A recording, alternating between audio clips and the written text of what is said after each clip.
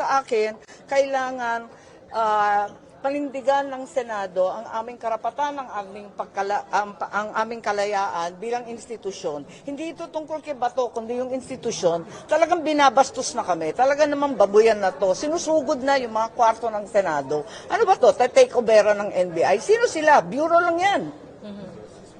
Ma'am, sorry, live na po ulit sa DZWD. Ma'am, so insistent ma'am ang NBI na ma-serve yung warrant of arrest ng ICC? Oo, pinagpipilitan nila.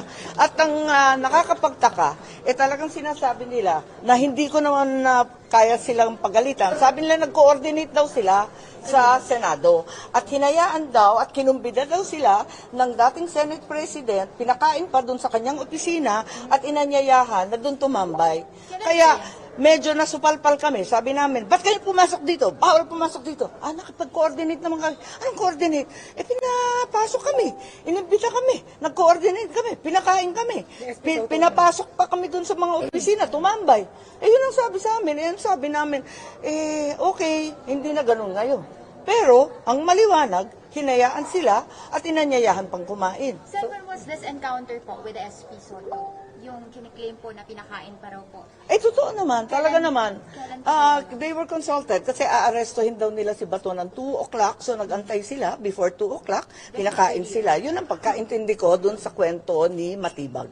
And then ma'am, kinukuha din nila yung mga NBI agents na yung mga kinontempt, pilit nilang kinukuha. Tapos sabi namin, pwede ba i-clear muna to i-clear muna yung buong Senado, umalis, mag-withdraw muna kayo dito. Andito, umaasta yung mga NBI, kompleto yung long arms, nagla-lockdown.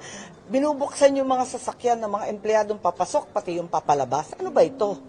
Dapat, ang una, mag-withdraw muna sila.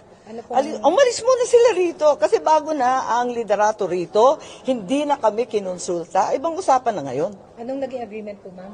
Ha? Ano po ang naging pinagtapos? Oo daw, pero nagkakalat pa rin yung NBI. Andyan, nakikita ako pa eh.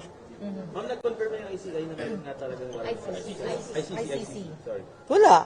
Na there's actually a warrant of arrest. Sinabi nila? Hindi ko alam. Oo, tignan natin. Tignan natin hanggang hindi natin nakikita. Alam natin may proseso yan. Ako nag-imbestiga doon sa pagka-kidnap ni Presidente Duterte.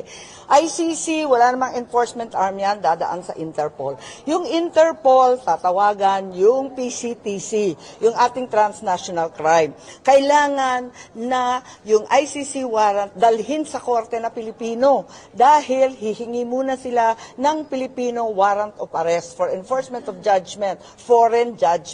Hindi basta-bastang papasok yan at dadamputin yung isang Pilipino. Bayan natin to eh. Tapos pagkukunin yung mga Pilipino ng basta. Tama ba yun? Ma'am, na-impeach na po si BP Sara. So paano po, bagong liderato ng Senado?